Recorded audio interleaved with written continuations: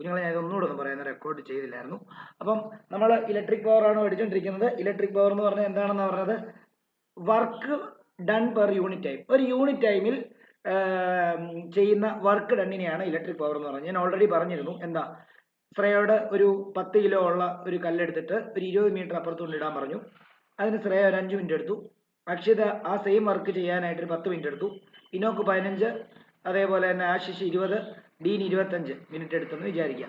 അങ്ങനെയാണെങ്കിൽ എല്ലാവരും same amount of വർക്കാണ് ചെയ്തത്, പക്ഷേ പല ടൈം ഇൻ്റർവെല്ലിലുള്ള ചെയ്തത്.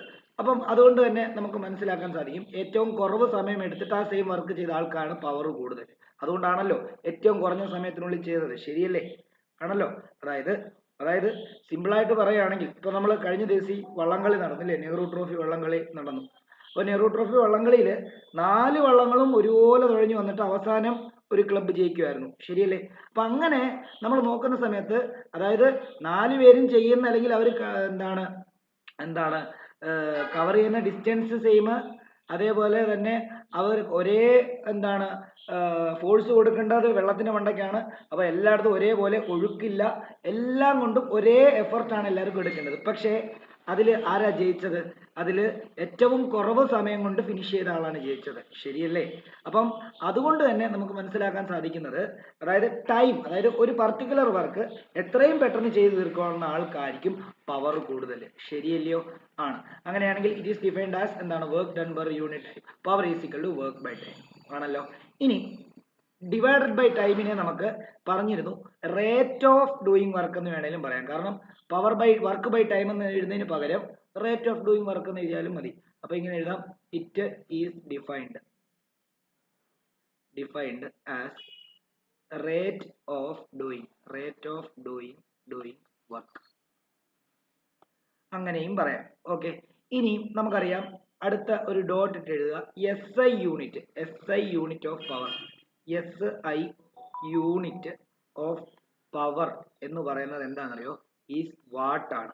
വാട്ട് W വെച്ചിട്ടാണ് അതിനെ ഡിനോട്ട് ചെയ്യുന്നത്. അതെങ്ങനെ വന്നതെന്ന് ചോദിച്ചു കഴിഞ്ഞാൽ, നമുക്കറിയാം power is equal to work by time ആണ് അല്ലേ? വർക്കിന്റെ യൂണിറ്റ് ജൂൾ ആണ്, ടൈമിന്റെ യൂണിറ്റ് സെക്കൻഡ് ആണ്. ജൂൾ പെർ സെക്കൻഡിനെയാണ് നമ്മൾ എന്തെന്ന് പറയുന്നത്? വാട്ട് എന്ന് പറയുന്നത്. ഓക്കെ ആണല്ലോ. അതുകൊണ്ടാണ് പവറിന്റെ യൂണിറ്റ് വാട്ട് ആയത്. ഓക്കെ ആണല്ലോ. ഇനി ഹയർ യൂണിറ്റ്സ് എന്ന് പറയുമ്പോൾ കിലോ വാട്ട് ഉണ്ട്. അതായത് ഹയർ യൂണിറ്റ്സ് എന്ന് പറയുമ്പോൾ കിലോ വാട്ട് ഉണ്ട്. അപ്പം 1 കിലോ വാട്ട് എന്ന് പറയുന്നത് 1000 വാട്ട് ആയിരിക്കും എന്നുള്ള കാര്യം കൂടെ ആലോചിക്കുക. പിന്നെ വേറൊരു യൂണിറ്റ് ഉണ്ട് പവറിന്, ഹോഴ്സ് പവർ എന്ന് പറയും. അതായത് കുതിരശക്തി, ഹോഴ്സ് പവർ എന്ന് പറയും. അപ്പം നമ്മുടെ വീട്ടിൽ ഉപയോഗിക്കുന്ന മോട്ടറിന്റെ പവറൊക്കെ വാട്ട്സിലല്ല പറയുന്നത്, ഹോഴ്സ് പവറിലാണ് പറയുന്നത്. 1 HP, 0.5 HP എന്നൊക്കെയാണ് പറയുന്നത്. അപ്പോൾ ഹോഴ്സ് പവർ എന്ന് പറയുമ്പോൾ 1 ഹോഴ്സ് പവർ അല്ലെങ്കിൽ 1 HP എന്ന് പറയുന്നത് 1 ഹോഴ്സ് പവർ, അത് ഞാൻ HP എന്നാണ് പറയുന്നത്, വേണമെങ്കിൽ ബ്രാക്കറ്റിൽ എഴുതാം, ഇങ്ങനെ എഴുതാം. 1 ഹോഴ്സ് പവർ 1 HP എന്ന് പറയുന്നത് 746 വാട്ട്സ് ആയിരിക്കും, W ആയിരിക്കും. ഓക്കെ ആണല്ലോ.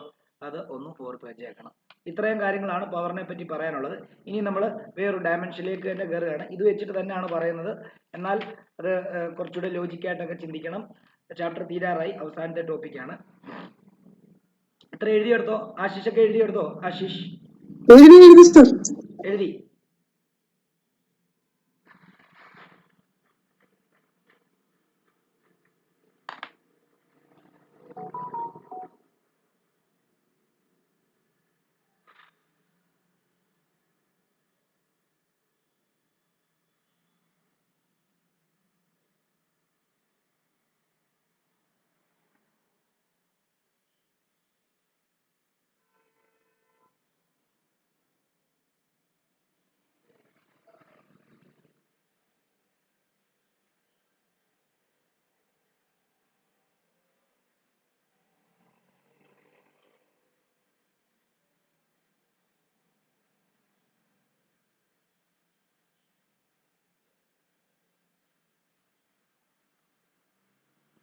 ഓക്കെ. ഇനിയും അടുത്ത ടോപ്പിക്ക് നമ്മൾ പറയാൻ പോകുന്നത്, പറഞ്ഞോ. ഹോഴ്സ് പവർ കേട്ടില്ല. ഒരു മിനിറ്റ് മാറ്റില്ല.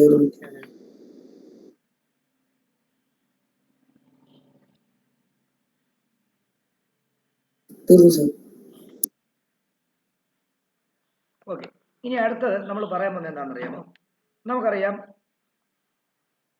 പൊട്ടൻഷ്യൽ ഡിഫറൻസ് എന്ന് പറഞ്ഞാൽ നമ്മൾ എന്തായിരുന്നാ പഠിപ്പിച്ചത്? അതായത് വർക്ക് ഡൺ ഒരു ഡോട്ട് ഇട്ടിട്ട് വേണം എഴുതാൻ. Work done in moving A charge from one point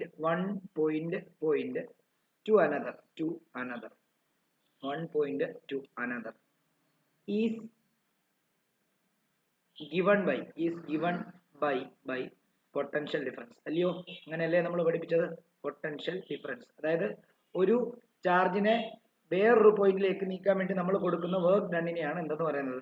potential difference. അതിൽ നിന്ന് നമുക്ക് എങ്ങനെ എടുക്കാം? V is equal to work done per unit charge. ഇങ്ങനെ എടുക്കാമല്ലോ. അതിൽ നിന്ന് വർക്ക് കണ്ടുപിടിക്കണമെങ്കിൽ ഇതിനെ ഇങ്ങോട്ടേക്ക് മൾട്ടിപ്ലൈ ചെയ്താൽ പോരെ? അതായത് V into Q is equal to W എന്ന് എഴുതാമല്ലോ. അതിനെ ഒന്ന് അറേഞ്ച് ചെയ്ത് W is equal to V into Q എന്ന് എഴുതാം. ഓക്കെ ആണല്ലോ? ഓക്കെ, ഇനിയും എപ്പോഴും മനസ്സിലാക്കിക്കോണം, നിങ്ങൾ ഒരു ജോലി ചെയ്യുക. അതായത് നിങ്ങൾ പറമ്പിൽ പോയി കിളയ്ക്കുവാന്ന് വിചാരിച്ചോ. കിളയ്ക്കുന്ന സമയത്ത് നിങ്ങൾ വർക്ക് ചെയ്യുന്ന സമയത്ത് നിങ്ങൾ എത്ര വർക്ക് ചെയ്യുന്നോ അത്രയും നിങ്ങളുടെ ശരീരം ചൂടാവും, ശരിയല്ലേ? ശരീരം വിയർക്കും, ശരിയല്ലേ? അപ്പം നിങ്ങൾ ചെയ്യുന്ന വർക്ക് ഡൺ എന്ന് പറയുന്നത് എനർജി ആയിട്ട് മാറിക്കൊണ്ടിരിക്കുക. എന്ത് എനർജി ആയിട്ട് മാറിക്കൊണ്ടിരിക്കുക? ഹീറ്റ് എനർജി ആയിട്ട് മാറിക്കൊണ്ടിരിക്കുക. അപ്പം ശരിക്കും പറഞ്ഞു കഴിഞ്ഞാൽ നിങ്ങൾ ചെയ്യുന്ന വർക്ക്, നിങ്ങൾ വർക്കൊന്നും ചെയ്തില്ലെങ്കിൽ നിങ്ങളുടെ ശരീരം വിയർക്കത്തില്ല, ചൂടാകത്തില്ല. നിങ്ങൾ വർക്ക് ചെയ്താൽ എന്ത് ചെയ്യും? നിങ്ങൾ കുറച്ച് വർക്കേ ചെയ്തുള്ളെങ്കിൽ അതിനനുസരിച്ച് ഹീറ്റ് ജനറേറ്റ് ചെയ്യും. നിങ്ങൾ നല്ലതായിട്ട് വർക്ക് ചെയ്താൽ നല്ലോണം വിയർത്ത് കുളിക്കും, നല്ലോണം ഹീറ്റ് ജനറേറ്റ് ആവും. അതായത് സിമ്പിൾ ആയിട്ട് പറയുകയാണെങ്കിൽ നിങ്ങൾ ചെയ്യുന്ന വർക്ക് ഡൺ എന്തിന് തുല്യമായിരിക്കും എന്നറിയാമോ? ഹീറ്റ് എനർജിക്ക് തുല്യമായിരിക്കും. അപ്പൊ ഡബ്ല്യുവിനെ നമുക്ക് വേണമെങ്കിൽ സിംപ്ലി എച്ച് എന്ന് വേണമെങ്കിൽ എടുക്കാം. ഓക്കെ ആണല്ലോ? അപ്പൊ അത് ഞാൻ ഒന്നുകൂടെ ഒന്ന് എഴുതുകയാണ്. It is to be noted that work done is stored as heat energy. അപ്പൊ അങ്ങനെയാണെങ്കിൽ നമുക്ക് സിംപ്ലി ഡബ്ല്യുവിനെ എന്താക്കി എഴുതാം? W is equal to H എന്ന് എഴുതാം, ശരിയല്ലേ? വർക്ക് ഹീറ്റ് ആയിട്ട് മാറുവാണ്. ഒരു കാര്യം ചെയ്യും, ഇതിനെ ഇക്വേഷൻ 1 ആയിട്ട് എടുക്കുക, ഇതിനെ ഇക്വേഷൻ 2 ആയിട്ട് എടുക്കുക. എന്നിട്ട് ഇനി 2 കൊണ്ട് 1-നകത്ത് സബ്സ്റ്റിറ്റ്യൂട്ട് ചെയ്ത് കഴിഞ്ഞാൽ നമുക്ക് ഡബ്ല്യുവിന് വരെ എന്ത് കൊടുക്കാം? H കൊടുക്കാം. അങ്ങനെയാണെങ്കിൽ therefore ഇക്വേഷൻ 1 becomes എന്താവും? H is equal to എന്താവും? V into Q എന്നാവും. ഇത് ഇക്വേഷൻ നമ്പർ 3 എന്ന് കൊടുക്കാം, ശരിയല്ലേ? ഡബ്ല്യുവിന് വരെ H എഴുതാം. ഓക്കെ, ഇനി നമുക്കറിയാവുന്ന ഒരു ഇക്വേഷൻ ആണ് ഇത്. we have Q is equal to I into T ആണ്. ഇല്ലേ? ശരിയല്ലേ? I is equal to Q by T ആണെങ്കിൽ Q is equal to I into T ആണ് ഫസ്റ്റ് ഇക്വേഷൻ നമ്മൾ പഠിപ്പിച്ചത്. ഇത് ഇക്വേഷൻ 4 ആയിട്ട് എടുക്കുക. എന്നിട്ട് 4-നെ കൊണ്ട് നമ്മൾ 3-നകത്ത് സബ്സ്റ്റിറ്റ്യൂട്ട് ചെയ്ത് കഴിഞ്ഞാൽ സബ്സ്റ്റിറ്റ്യൂട്ടിങ് ഇക്വേഷൻ 4 in 3 അങ്ങനെ ചെയ്ത് കഴിഞ്ഞാൽ നമുക്ക് എന്ത് കിട്ടും? H is equal to V into Q-ന് പകരം I into T എന്ന് കൊടുക്കാം. അതായത് Hന്റെ ആദ്യത്തെ ഇക്വേഷൻ കണ്ടോ? ഹീറ്റ് എനർജിയുടെ രണ്ടാമത്തെ ഇക്വേഷൻ. ഹീറ്റ് എനർജി എന്ന് പറയുമ്പോൾ ഇവിടെയും കൂടെ ഒരു ഇക്വേഷൻ ഉണ്ടല്ലോ, ഇതിനെ ഒന്ന് ചില്ലിട്ട് വെച്ചേക്കണേ. ചില്ലിട്ട് വെക്കുക എന്ന് പറഞ്ഞാൽ ബോക്സിലാക്കി വെക്കുക. ഓക്കെ, ഇതിനെ ഒരു ബോക്സ്, ഹീറ്റിന്റെ ഫസ്റ്റ് ഇക്വേഷൻ ഇത്, ഹീറ്റിന്റെ രണ്ടാമത്തെ ഇക്വേഷൻ ഇത്. അപ്പൊ നിങ്ങൾ ചോദിക്കും അതെന്താ ഹീറ്റിന് കുറെ ഇക്വേഷൻ ചോദിച്ചു കഴിഞ്ഞാൽ നമ്മുടെ ക്വസ്റ്റിനകത്ത് ഓരോന്നിന്റെ വാല്യൂ ആയിരിക്കും തരുന്നത്. അപ്പൊ ഏതൊക്കെ വാല്യൂ ആണോ തന്നിരിക്കുന്നത് അതിനനുസരിച്ച് വേണം ഇക്വേഷൻ സെലക്ട് ചെയ്യാൻ. ഓക്കെ ആണല്ലോ? ഇനി ഇതിനെ ഇക്വേഷൻ നമുക്ക് 5 എന്ന് വിളിക്കാം. ഓക്കെ, ഇനിയും അടുത്തത് ബൈ ഓംസ് ലോ നമുക്ക് എന്താണ്? V is equal to എന്താ? I into R ആണെന്ന് നമുക്കറിയാം, ഇല്ലേ? അതിനെ ഇക്വേഷൻ നമ്പർ 6 ആയിട്ട് എടുക്കുക. ഈ ഇക്വേഷൻ 6-നെ കൊണ്ട് 5-നകത്ത് ഇട്ട് കൊടുക്കാൻ പോകുക. അതായത് 5-നകത്തുള്ള Vക്ക് പകരം നമ്മൾ എന്ത് കൊടുക്കാൻ പോവാ? ഈ Vയുടെ വാല്യൂ സബ്സ്റ്റിറ്റ്യൂട്ട് ചെയ്യാൻ പോവാ. അപ്പം വീണ്ടും എന്താണ്? സബ്സ്റ്റിറ്റ്യൂട്ടിങ് ഇക്വേഷൻ 6 in എന്താ? 5. അങ്ങനെയാണെങ്കിൽ H is equal to Vക്ക് പകരം I into R into I into T. അങ്ങനെയാണെങ്കിൽ സിംപ്ലി I square RT എന്ന് എഴുതാം. H is equal to I square RT. Okay ആണല്ലോ? ഇത് Hന്റെ എത്രാമത്തെ ഇക്വേഷനാ? Hന്റെ മൂന്നാമത്തെ ഇക്വേഷൻ ആണിത്, ഇല്ലേ? ആദ്യത്തെ ഇക്വേഷൻ V into Q, രണ്ടാമത്തെ ഇക്വേഷൻ VIT, മൂന്നാമത്തേത് I square RT. ഇതപ്പം ഇക്വേഷൻ നമ്പർ എന്തെന്ന് കൊടുക്കാം? 7 എന്ന് കൊടുക്കാം, ആണല്ലോ? ഓക്കെ, ഇനിയും അടുത്ത എന്താണെന്ന് അറിയാമോ? ഇനിയും ഓൾറെഡി നമുക്ക് ഓംസ് ലോ വെച്ചിട്ട് വീണ്ടും ബൈ ഓംസ്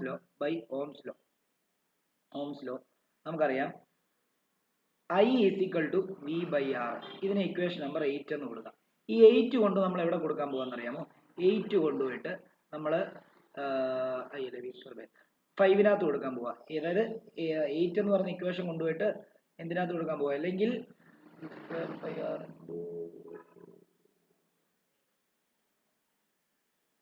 ഓക്കെ, അല്ലെങ്കിൽ 8 കൊണ്ട് ഈ 7 കൊടുത്താലും മതി, എന്നാലും കുഴപ്പമില്ല. Substituting equation 8 in 7. അങ്ങനെയാണെങ്കിൽ എന്തെന്ന് വരും? H ഈസ് ഈക്വൽ ടു ഐക്ക് പകരം നമുക്ക് എന്ത് കൊടുക്കാം? വി ബൈ ആർ കൊടുക്കാം. ഇവിടെ I സ്ക്വയർ ആയതുകൊണ്ട് V square by R square into R into T. ശരിയല്ലേ? അങ്ങനെയാണെങ്കിൽ ഇവിടെ താഴെ 2 R ഉണ്ട്, മുകളിൽ ഒരു R ഉണ്ട്, കട്ട് ചെയ്ത് കളഞ്ഞു. അങ്ങനെയാണെങ്കിൽ H is equal to V square by R into T. ഇതായിരിക്കും എന്ത്? ഇതായിരിക്കും നമ്മുടെ, കണ്ടോ? അത് അടുത്ത ഇക്വേഷൻ. അതിന് ഇക്വേഷൻ നമ്പർ നമുക്ക് എത്ര കൊടുക്കാം? 9 കൊടുക്കാം. Equation number 9. ഹീറ്റിന്റെ എത്രാമത്തെ ഇക്വേഷനാ? അടുത്ത ഇക്വേഷൻ. ഓക്കെ ആണല്ലോ? അപ്പൊ ഹീറ്റിന് എത്ര ഇക്വേഷൻ ആയി? വി ഇൻറ്റു ക്യൂ ഉണ്ട്. അത് അടുത്ത equation H is equal to I square R T ഉണ്ട്. അടുത്ത equation H is equal to അടുത്ത equation H is equal V I T ആണ്. പിന്നെ I square R T, V square by R into T. ഏതൊക്കെയാണോ നമ്മുടെ ക്വസ്റ്റിനകത്ത് തന്നിരിക്കുന്നത് അതിനനുസരിച്ച് സബ്സ്റ്റിറ്റ്യൂട്ട് ചെയ്യുക ഈ 4 ഇക്വേഷൻ. ഓക്കെ, ഹീറ്റ് തന്നെയാണ് വർക്ക്. വേണമെങ്കിൽ ഈ എന്താണ് ഹീറ്റിന് പകരം W എന്ന് വേണമെങ്കിലും കൊടുത്ത് ഈ എല്ലാ ഇക്വേഷനും എഴുതാൻ പറ്റും. ഓക്കെ, അത് ഓൾറെഡി മോളിൽ പറഞ്ഞിട്ടുണ്ടല്ലോ. ഇനി ഇത് വെച്ചിട്ട് നമ്മൾ പവർ കണ്ടുപിടിക്കണം. അപ്പം അതാണ് അടുത്തത്. നോക്കിക്കോ, അതാണ് അടുത്തത്. നിങ്ങൾ എഴുതിയോ? ഇത് എഴുതിയോ? എല്ലാരും ഒന്ന് പറഞ്ഞേ. എഴുതി സർ. ഓക്കെ, അങ്ങനെയാണെങ്കിൽ അടുത്തത് നമ്മൾ പവറിന്റെ ഈ ഹീറ്റിന്റെ ഇക്വേഷൻ എല്ലാം പവറിന്റെ ടൈമിലോട്ട് ആക്കാൻ പോവാ.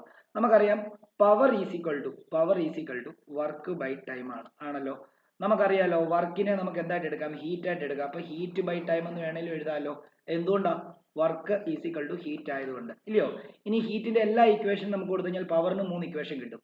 ആദ്യം പവറിന് എന്ത് കൊടുക്കാം? ഹീറ്റിന് നമുക്ക് വി ഇൻറ്റു ക്യൂ എന്ന് കൊടുക്കാം, ഡിവൈഡഡ് ബൈ ടി. ഇത് വേണമെങ്കിൽ ഇങ്ങനെ എടുക്കാം. ഇത് പവറിന്റെ എന്താണ്? അടുത്ത ഇക്വേഷൻ.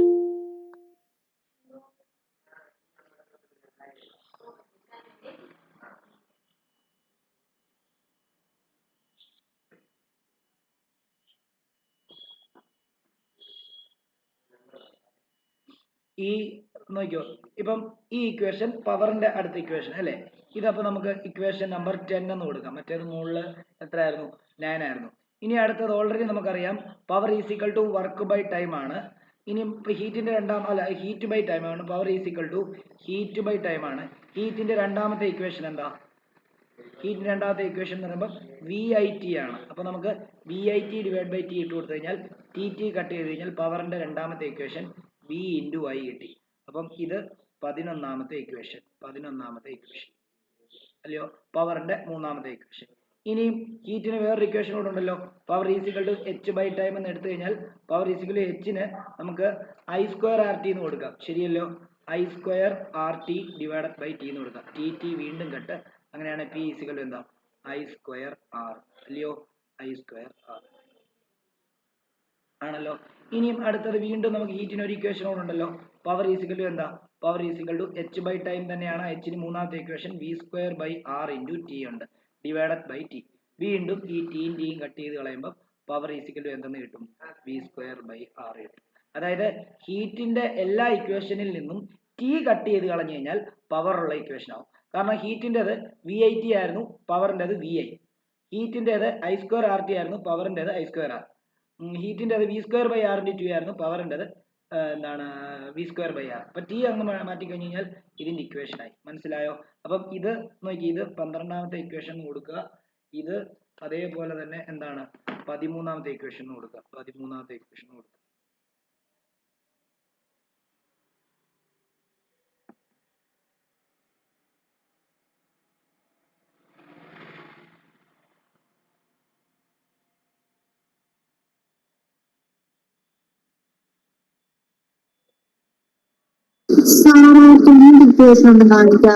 ഏതാ? 10ാമത്തെ പവറോ? പവറിന്റെ ഇത്രയുമാണ് പവറിന്റെ. ഇത്രയുമാണ് നമ്മൾ എഴുതിയത്. ഇങ്ങനെ വന്ന് ഇങ്ങനെ പോയായിരുന്നു. പിന്നെ ഇങ്ങനെ.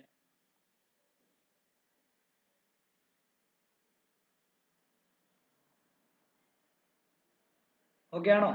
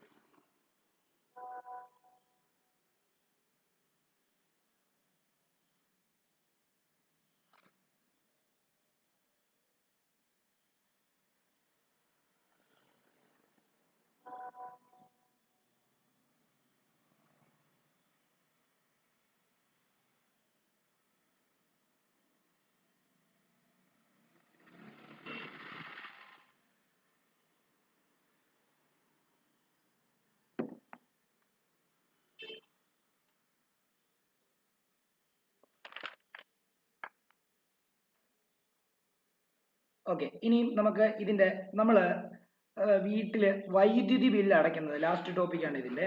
വൈദ്യുതി ബില്ല് അടയ്ക്കുന്നത് നമ്മൾ പറഞ്ഞു ഒരിക്കലും കറണ്ട് യൂസ് ചെയ്യുന്നതിനനുസരിച്ചാണ്. പക്ഷേ ആ കറണ്ട് ഉപയോഗിക്കുന്ന ഡിവൈസിന്റെ പവർ വലിച്ചെടുക്കുന്നതിനനുസരിച്ചാണ് നമ്മുടെ കറണ്ട് ബില്ലാകുന്നത്. നിങ്ങൾ പറഞ്ഞിട്ടില്ലേ, അല്ലെങ്കിൽ നിങ്ങൾ കേട്ടിട്ടുണ്ടായിരിക്കും.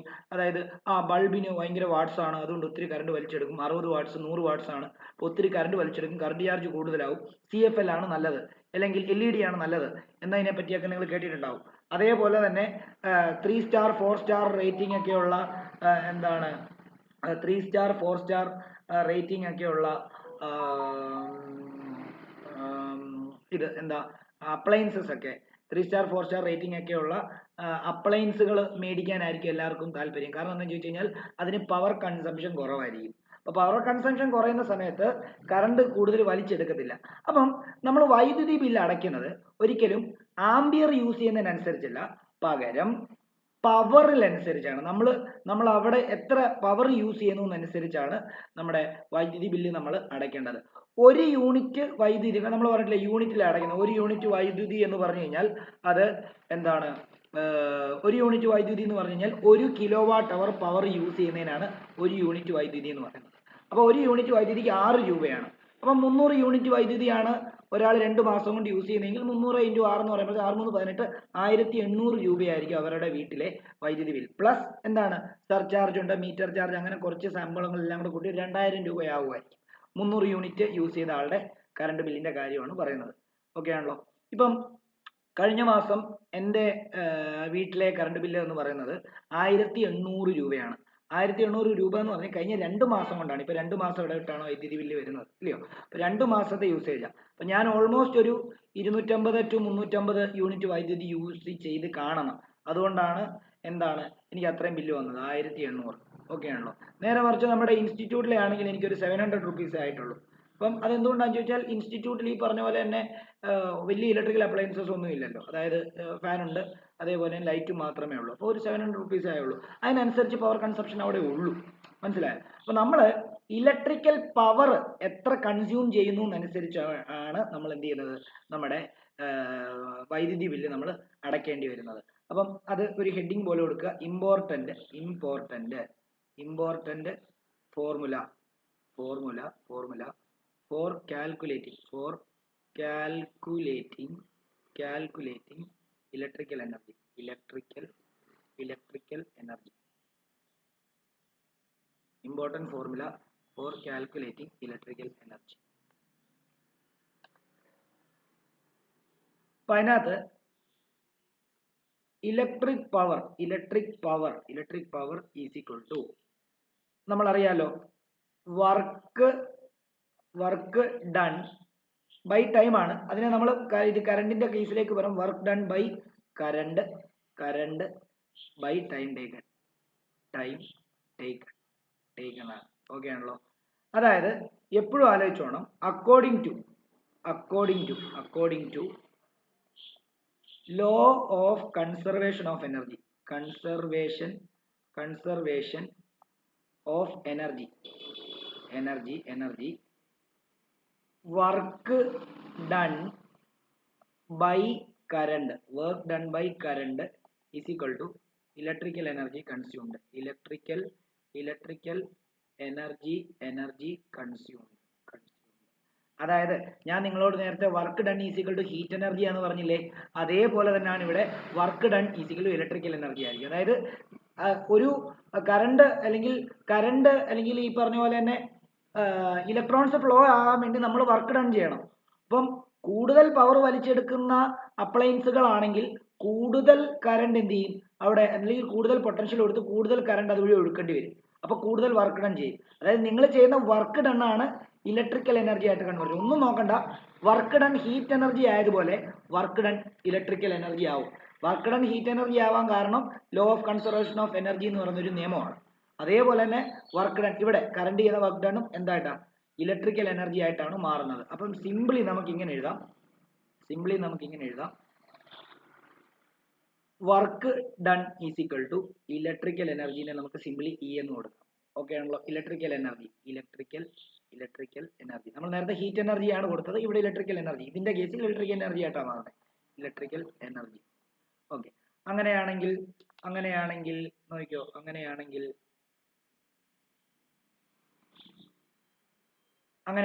നമ്മുടെ പവറിന്റെ ഇക്വേഷൻ എന്താണെന്ന് നോക്കാം. Power is equal to work by time എന്നായിരുന്നു, ആണല്ലോ. ഈ ആയപ്പോൾ പവർ ഈസ് ഈക്വൽ ടു എന്താ, ഇ ബൈ ടി എന്നായി. അതായത് ഇനി ഇലക്ട്രിക്കൽ എനർജി ഇത് ഇങ്ങോട്ട് മൾട്ടിപ്ലൈ ചെയ്യുമ്പോൾ power into time is equal to electrical energy. അതായത് നിങ്ങൾ അടയ്ക്കേണ്ടുന്നത് ഇലക്ട്രിക്കൽ എനർജിയുടെ അടിസ്ഥാനത്തിലാണ്. ഇലക്ട്രിക് എനർജി എന്തായിരിക്കും, നിങ്ങൾ യൂസ് ചെയ്ത അല്ലെങ്കിൽ നിങ്ങളുടെ അപ്ലയൻസസിന്റെ പവർ ഇൻറ്റു അത് യൂസ് ചെയ്ത ടൈം ചെയ്ത് കഴിഞ്ഞാൽ നിങ്ങൾക്ക് എന്ത് കിട്ടി, ഇലക്ട്രിക്കൽ എനർജി കിട്ടി. ഇത് ഒന്ന് പഠിച്ചു വെച്ചേക്കണം. ഇ എന്ന് പറയുന്നത് ഇലക്ട്രിക്കൽ എനർജി എന്നുള്ള കാര്യം ഒന്ന് ഓർത്ത് വെച്ചേക്കണം. ഓക്കെ ആണല്ലോ. ഇത്രയും കൂടെ എഴുത്, എന്നിട്ട് ഒരു ടോപ്പിക് കൂടെ പറയാം.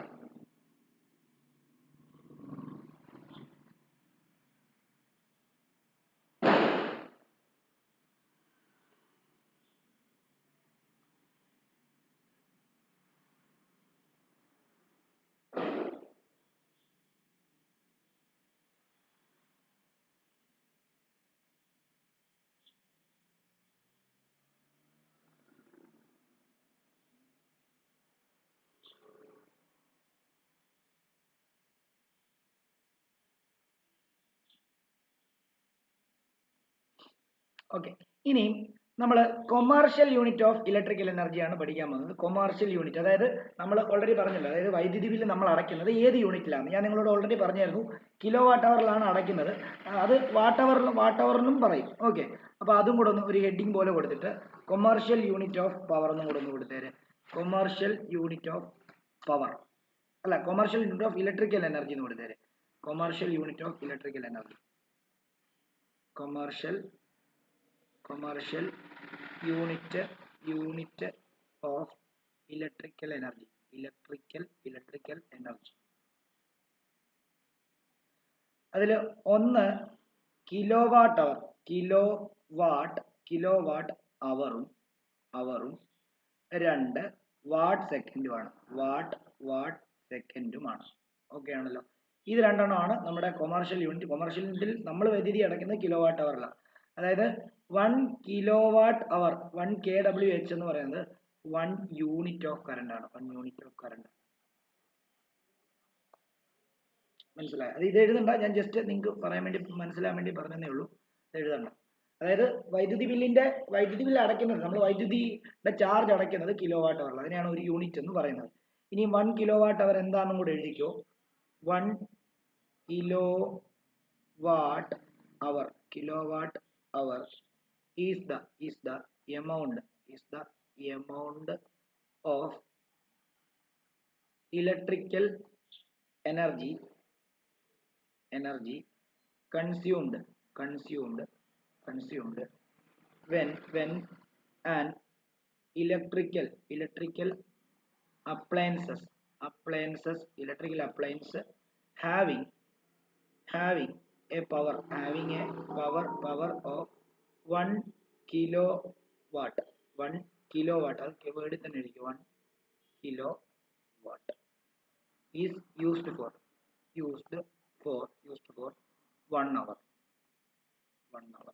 അതായത് സിമ്പിൾ ആയിട്ട് പറഞ്ഞുതരാം ഇത് എഴുതാൻ വേണ്ടിയല്ല മനസ്സിലാക്കാൻ വേണ്ടിയാണ് അതായത് എൻ്റെ വീട്ടിൽ ടി വി ഉണ്ട് ഈ ടി വിയുടെ പവർ എന്ന് പറയുന്നത് 250 വാട്ട്സ് ആണ് വിചാരിക്കുക വീട്ടിൽ എ സി ഉണ്ട് എ സിയുടെ പവർ 300 വാട്ട്സ് ആണ് വിചാരിക്കുക പിന്നെ ഫാനും ലൈറ്റും ഉണ്ട് ഇത് ഫാനും ആൻഡ് ലൈറ്റും കൂടെ ചേർത്തിട്ട് എല്ലാം കൂടെ ഒരു 200 വാട്ട്സ് ആണ് വിചാരിക്കുക ഓക്കെ അപ്പം 300 ഇനിയും എന്താണ് മിക്സി എ സി മിക്സി അല്ലെ ഗ്രൈൻഡർ എന്ന് കൊടുക്കാം ഗ്രൈൻഡറിൻ്റെത് നമുക്ക് ഒരു 250 വാട്ട്സ് കൊടുക്കാം ഓക്കെ അപ്പോൾ ഇപ്പം നോക്കി 250 വാട്ട്സ് 300 വാട്ട്സ് 200 വാട്ട്സ് 250 വാട്ട്സ് ഇത് നാല് ഇപ്പം ഈ നമ്മൾ എഴുതിയിരിക്കുന്ന എല്ലാ അപ്ലയൻസും ഒരേ സമയം സ്വിച്ച് ഓൺ ആക്കിയെന്ന് വിചാരിക്കുക അപ്പം അവിടെ എത്ര പവർ ആയി 1000 വാട്ട്സ് പവർ ആയി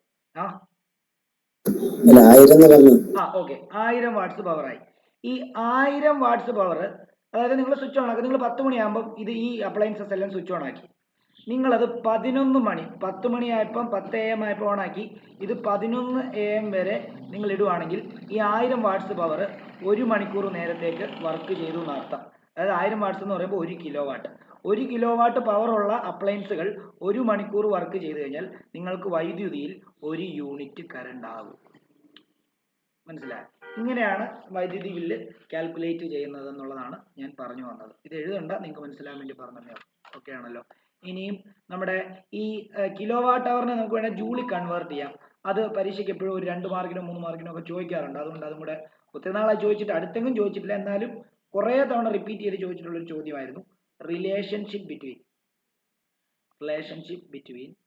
ബിറ്റ്വീൻ കിലോവാട്ട് ആൻഡ് ജൂൾ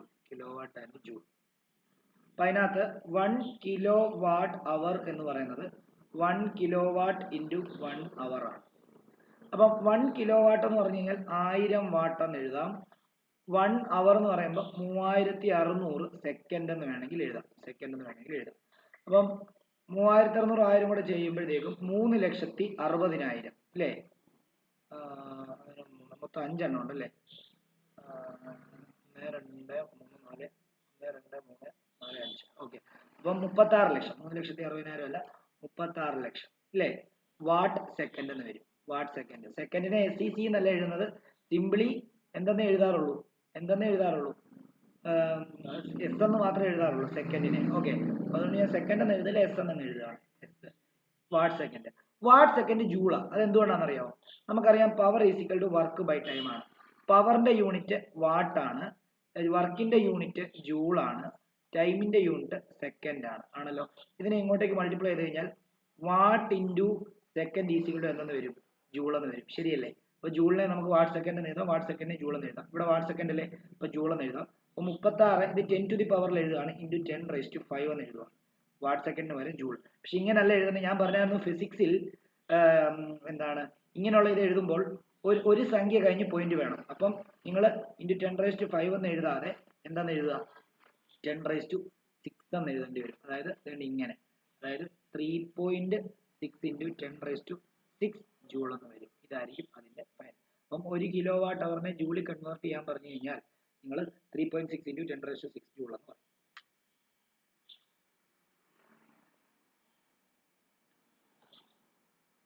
ഡോക്ടറിനെ ചോദിക്കണം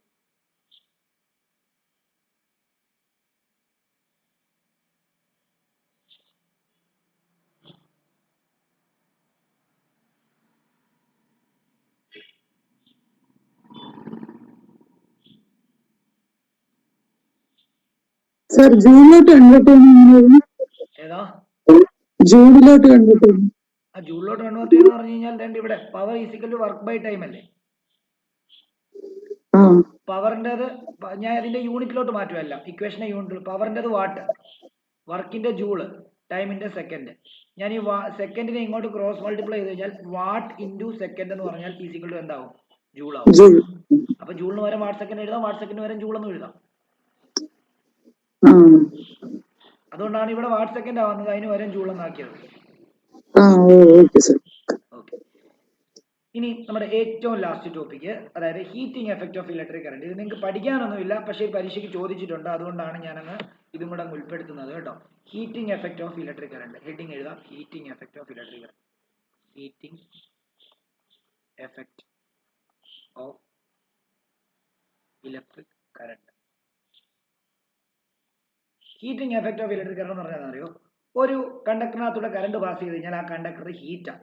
അതായത് ഞാൻ ജോലി ചെയ്ത് കഴിഞ്ഞാൽ എൻ്റെ ശരീരം ഹീറ്റ് ആവുന്നത് പോലെ ഉള്ളൂ. കാരണം എന്താ, കറണ്ട് ഫ്ലോ ചെയ്യണമെന്നുണ്ടെങ്കിൽ ഇലക്ട്രോണിനെ തള്ളണം, ഇലക്ട്രോണിനെ തള്ളണം എന്നുണ്ടെങ്കിൽ വർക്ക് ചെയ്യണം, വർക്ക് ചെയ്യുമ്പോൾ അവിടെ ഹീറ്റ് ഉണ്ടാവും. ഒബ്വിയസ്ലി നമ്മുടെ ശരീരം പോലെ തന്നെ, മനസ്സിലായോ? അപ്പോൾ കറണ്ട് ഫ്ലോ ചെയ്യുകയാണെങ്കിൽ അവിടെ ഹീറ്റ് ഉണ്ടാവും, അല്ലെങ്കിൽ ഹീറ്റഡ് ആവും, നമുക്കറിയാമല്ലോ. അപ്പോൾ അത് എന്തിനെയൊക്കെ ഡിപ്പെൻഡ് ചെയ്യുന്നു എന്നുള്ളതാണ് പറയാൻ പോകുന്നത്, അല്ലെങ്കിൽ അത് എന്താണെന്നുള്ളതാണ് പറയാൻ പോകുന്നത്. എഴുതുക, when an electric current is passed through a conductor,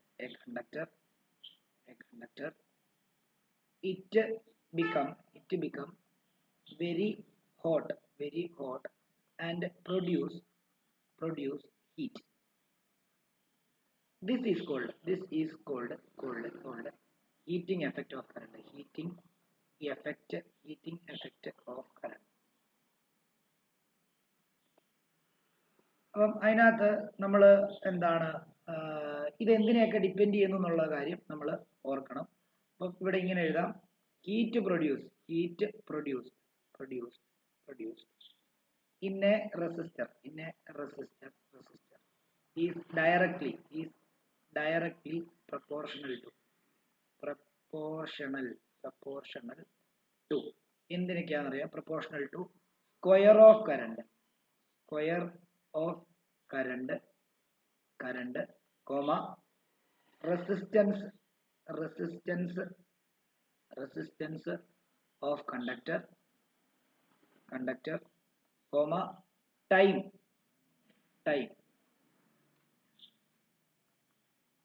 time for which current is passed. Simple ആയിട്ട് പറയുകയാണെങ്കിൽ h directly proportional to I square ആണ്, h directly proportional to R ആണ്, h directly proportional to T ആണ്. അതായത് നിങ്ങൾ ഒരു കണ്ടക്ടറിനകത്തൂടെ 5 ampere current കടത്തി വിടുക, അപ്പോൾ ഒരു ചൂടുണ്ടാവും. അതായിരിക്കത്തില്ല 500 ആംപിയർ കറണ്ട് കടത്തി വിടുമ്പോൾ, നല്ല ചൂടായിരിക്കും. അതേപോലെ തന്നെ ഇപ്പോൾ ഒരു ഉദാഹരണം പറയുകയാണെങ്കിൽ, നമ്മൾ നടന്നു പോകുമ്പം നമുക്ക് ഇപ്പോൾ ഒരു ഉദാഹരണം പറയുകയാണെങ്കിൽ, നിങ്ങൾ എന്താണ് നമ്മുടെ അക്ഷിത എൻ്റെ ഇൻസ്റ്റിറ്റ്യൂട്ടിലോട്ട് വന്നു, എൻ്റെ ഇൻസ്റ്റിറ്റ്യൂട്ടിലോട്ട് കയറാൻ ശ്രമിച്ചു. ശ്രേയ സമ്മതിക്കുന്നില്ല, ശ്രേയ എന്താ ഒബ്ജക്റ്റ് ചെയ്യുക, തെള്ളിപ്പിടിക്കുക, കഥകിൻ്റെ അവിടെ ഇങ്ങനെ നിൽക്കുകയാണ്. അപ്പം അക്ഷരയ്ക്ക് കയറണമെങ്കിൽ എന്ത് ചെയ്യണം, കൂളായിട്ട് കയറി വരാൻ പറ്റത്തില്ല, കുറച്ച് വർക്ക് ചെയ്തിട്ട് ശ്രേയ പിടിച്ച് തെള്ളിയിട്ട് വേണം അകത്ത് കയറാൻ. ശ്രേയ തെള്ളുന്ന സമയത്ത് കൂടുതൽ വർക്ക് ചെയ്യണം, അക്ഷിതയുടെ ബോഡി നല്ലതായിട്ട് ഹീറ്റഡ് ആവും, ഇല്ലേ? അപ്പം ഇനിയും ആരാ എൻ്റെ കൂട്ടുകാരിയെ തെള്ളുന്നതെന്ന് പറഞ്ഞിട്ട് വേറൊരാള് ശ്രേയയുടെ വേറൊരു കൂട്ടുകാരി വന്നാലോ, അപ്പൊ എന്ത് ചെയ്യും? അപ്പൊ അക്ഷിത നല്ലോണം പവർ കൊടുത്തേ പറ്റത്തില്ല. അപ്പം റെസിസ്റ്റൻസ് അവിടെ കൂടിയപ്പോൾ കൂടുതൽ വർക്ക് ചെയ്യേണ്ടി വന്നു, ശരീരം കൂടുതൽ ഹീറ്റായി. അതായത് പറഞ്ഞത് റെസിസ്റ്റൻസ് കൂടിയാലും എന്ത് ചെയ്യും, ഹീറ്റ് കൂടും. പിന്നെ ടൈം കൂടിയാലും ഹീറ്റ് കൂടും. അതായത് നിങ്ങൾ ടി വി രാവിലെ മുതൽ വൈകിട്ട് വരെ ഓൺ ആക്കിയിട്ടിരിക്കുക, ടിവിയുടെ പുറകെ ചെന്ന് നിങ്ങൾക്ക് തൊടാൻ പറ്റത്തില്ല, നല്ല ഹീറ്റ് ആയിരിക്കും. ടൈം കൂടുതൽ വെച്ചാലും കറണ്ട് എന്താണ്, ഹീറ്റും. ടൈം കൂടുതൽ നേരം കറണ്ട് കടത്തി വിട്ടാലും എന്താണ്, ഇത് ഇതാവും. ഇതിനെ മൂന്നിനെയും കൂടെ കണക്ട് ചെയ്തിട്ട് നമ്മൾ ഇങ്ങനെ എഴുതും, h directly proportional to I square R T എന്ന് എഴുതും. അതിൽ നിന്ന് simply h is equal to, ശരിക്കും പ്രൊപ്പോർഷണാലിറ്റി സൈൻ മാറ്റാൻ വേണ്ടി ഒരു കോൺസ്റ്റന്റ് ഇടണം, ഇവിടെ കോൺസ്റ്റന്റ് 1 ആയിട്ട് എടുക്കുകയാണ്, I സ്ക്വയർ ആർ ടി. ഇതായിരിക്കും ജൂൾസ് ലോ ഓഫ് ഹീറ്റിന്റെ ഇക്വേഷൻ. ഇത് ഓൾറെഡി നമ്മൾ നേരത്തെ മറ്റേ ഹീറ്റിന്റെ വർക്കിന്റെ ഇക്വേഷനകത്തുനിന്ന് ഹീറ്റ് കണ്ടുപിടിച്ചപ്പോൾ വന്നതാണ്. ഇതാണ് ജൂൾസ് ലോ ഓഫ് ഹീറ്റിംഗ് എന്ന് പറയുന്ന, ജൂൾ എന്ന് പറയുന്ന ഒരു സയന്റിസ്റ്റ് ആണ് എന്താണ് ഇതിനെപ്പറ്റി കൂടുതൽ ഇത് കണ്ടുപിടിച്ചത്. അതുകൊണ്ടാണ് ഇതിനെ ജൂൾസ് ലോ ഓഫ് ഹീറ്റിംഗ് എന്നാണ് പറയുന്നത്. ജൂൾസ്, അതും കൂടെ വേണം എഴുതിയിട്ട്, ജൂൾസ് ലോ ഓഫ് ഹീറ്റിംഗ്. അപ്പോൾ ഇതേ ഉള്ളൂ, ഇതോടെ നമ്മുടെ ചാപ്റ്റർ തീർന്നു.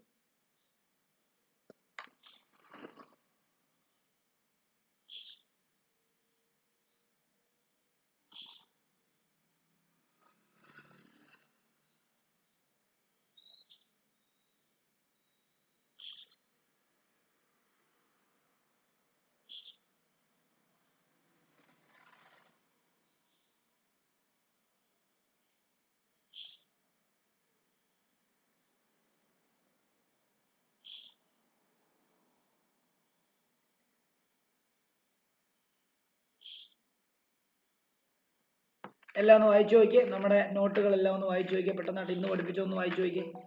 ഇത് ഇത്രയേ ഉള്ളൂ എടുക്കുന്നത്. നമുക്ക് ന്യൂമറിക്കലൂടെ ചെയ്യണം. ഞാൻ നോക്കട്ടെ, ന്യൂമറിക്കല്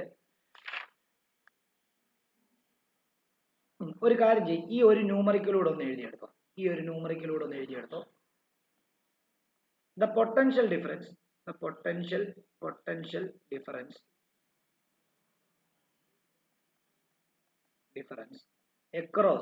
across the terminal of the cell is 1.5 volt if it is connected with a resistance of 30 ohm. calculate current. ഏതൊരു ന്യൂമറിക്കൽ എന്നാലും തന്നിരിക്കുന്ന സാധനം എടുത്ത് എഴുതുക, അതിനൊരു മാർക്ക് കിട്ടും. ഓക്കെ ആണല്ലോ. അപ്പോൾ ഇവിടെ പൊട്ടൻഷ്യൽ ഡിഫറൻസ് 1.5 ആണെന്ന് പറഞ്ഞാൽ അതിനർത്ഥം V 1.5 ആണെന്ന്. റെസിസ്റ്റൻസ് 30 ആണെന്ന് പറഞ്ഞു കഴിഞ്ഞാൽ R 30 ആണെന്ന് അർത്ഥം. അപ്പം അങ്ങനെയാണെങ്കിൽ നമുക്ക് കറണ്ട് I ആ കണ്ടുപിടിക്കേണ്ടത്. നമുക്കറിയാമല്ലോ I ഈസിക്വൽ എന്താ V/R ആണ്. ശരിയല്ലേ? അല്ല സോറി, I ഈസിക്വൽ V/R. അപ്പം അങ്ങനെയാണെങ്കിൽ നമുക്ക് V എത്ര ആണെന്നിരിക്കുന്നത് 1.5, R എത്ര ആണെന്നിരിക്കുന്നത് 30. ശരിയല്ലേ? നമുക്കറിയാം പോയിന്റിനെ മാറ്റണമെങ്കിൽ ഇൻറ്റു 10 ചെയ്യാം. മോളിൽ മാത്രം ഇൻറ്റു 10 ചെയ്തിട്ട് കാര്യമില്ല, താഴെയും ഇൻറ്റു 10 ചെയ്യാം. അപ്പം എത്ര വരും? അപ്പം 15/300 എന്ന് വരും അല്ലേ? അതിനെ നമ്മൾ ചെയ്യുന്ന സമയത്ത് നമുക്ക് 0.05 ആംപിയർ വരും.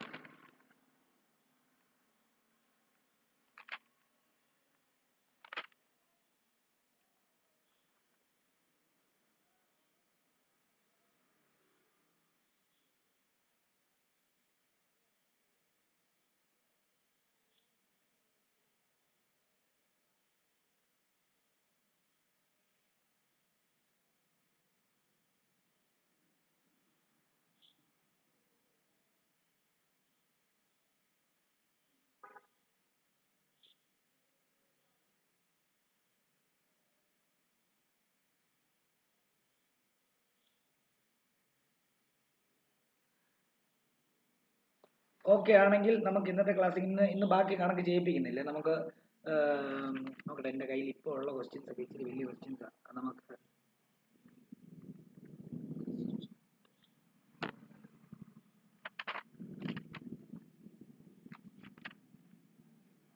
ഓക്കെ അങ്ങനെയാണെങ്കിൽ ഞാൻ ഇത് ഓക്കെ ആണെങ്കിൽ നിങ്ങൾ